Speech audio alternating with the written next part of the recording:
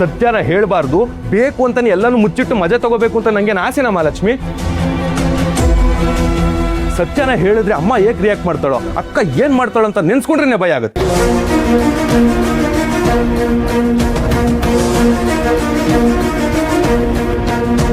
ಹೌದು, ನಾನು ಮಾಡಿದ ತಪ್ಪೆ, ನನಗೂ ಚೆನ್ನಾಗಿ ಗೊತ್ತು. ಆದ್ರೆ ಏನ್ ಮಾಡ್ಲಿ, ಇದೆಲ್ಲ ಮಾಡೋದಕ್ಕೂ ಕಾರಣ ಇದೆ ಮಹಾಲಕ್ಷ್ಮಿ. ಸತ್ಯ ಎಲ್ಲ ಗೊತ್ತಾಗ್ಬಿಟ್ರೆ ಎಲ್ಲಿ ನಿನ್ನ ಕಳ್ಕೋಬೇಕಾಗುತ್ತೆ ಅನ್ನೋ ಆತಂಕದಲ್ಲಿ ಇಷ್ಟೆಲ್ಲ ಮಾಡ್ಬೇಕಾಯ್ತು. ಇದನ್ನೆಲ್ಲ ನೋಡ್ತಿದ್ರೆ ನಿನಗೆ ನಾನು ಸ್ವಾರ್ಥಿ ಅಂತ ಅನ್ಸ್ಬೋದು, ಆದ್ರೆ ಇದರಿಂದ ನನ್ನ ಕುಟುಂಬ ನಿನ್ನ ಕುಟುಂಬ ಎರಡು ತುಂಬಾ ಚೆನ್ನಾಗಿದೆ. ನನ್ನ ಕಣ್ಣಿಗೆ ಅದೊಂದೇ ಕಾಣಿಸ್ತಾ ಇರೋದು.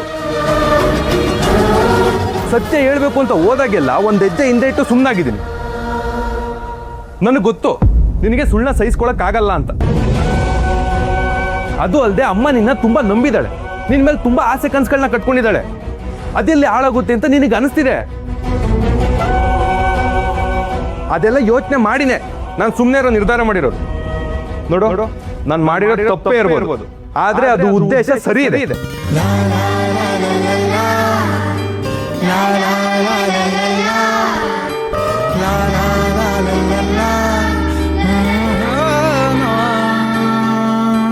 ಕಂದಮ್ಮ ಕಂದಮ್ಮ ನನ್ನಮ್ಮ ನನ್ನಮ್ಮ, ನನ್ನ ಉಸಿರಿಗಿರುವ ಹೆಸರೇ ನೀನಮ್ಮ. ಚಿನ್ನಮ್ಮ ಮುದ್ದಮ್ಮ, ನನ್ನನ್ನೇ ನೋಡಮ್ಮ, ನೀನಿರುವ ಜಾಗವೇ ನನ್ನೆದೆಗೂಡಮ್ಮ.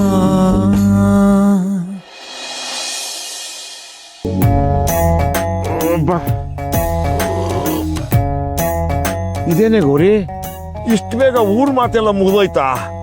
ನೀನು ಬರೋದು ಇನ್ನೂ 2 ಗಂಟೆ ಆಗುತ್ತೆ ಅಂತ ನಾನು ಹೊಸದಾಗಿ ಎಕ್ಸಸೈಸ್ ಶುರು ಮಾಡಿದ್ದೆ.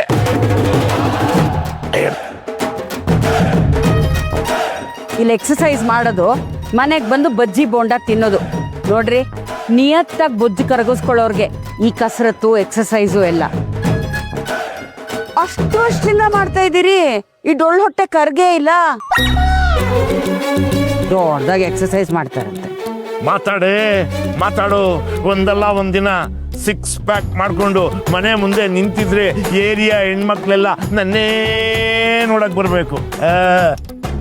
ಎದ್ ಬನ್ನಿ ಸುಮ್ನೆ. ಅದ್ ಸರಿ, ನಿನ್ ಫ್ರೆಂಡ್ ಹತ್ರ ಅದೇನೋ ಬಾರಿ ಮಾತಾಡ್ತಿದ್ದೆ, ಏನ್ ವಿಷಯ? ಅದನ್ ಕೇಳಿ ಮೊದ್ಲು. ಅದನ್ನ ಹೇಳು ಮೊದ್ಲು.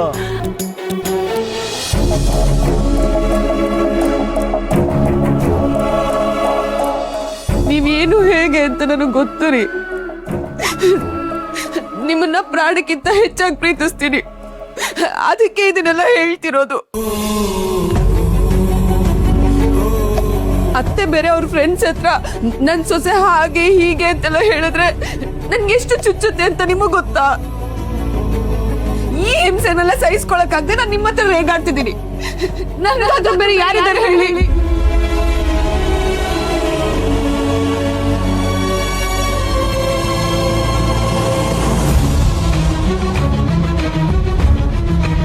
ರಾತ್ರಿ ಎಲ್ಲ ಸರಿಯಾಗಿ ನಿದ್ದೆ ಬರಲ್ಲ. ಎಲ್ಲಿ ಮನೆಯಿಂದ ಆಚೆ ನಿಮ್ಮಿಂದ ದೂರ ಹೋಗ್ಬಿಡ್ತೀನೋ ಅಂತ ಭಯ ಕಾಡುತ್ತೆ.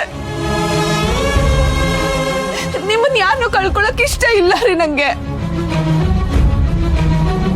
ಬೇರೆ ಯಾರಿಂದನೂ ಸತ್ಯ ಗೊತ್ತಾಗಿ ಮನೇಲಿ ಗಲಾಟೆ ಆಗೋ ಬದಲು ಸತ್ಯ ನಮ್ಮಿಂದನೇ ಗೊತ್ತಾಗಿ ಪರಿಸ್ಥಿತಿನ ಅರ್ಥ ಮಾಡ್ಸಿದ್ರೆ ಅತ್ತೆ ಒಪ್ಕೋತಾರೆ ಅಂತ ಅನ್ಸುತ್ತೆ.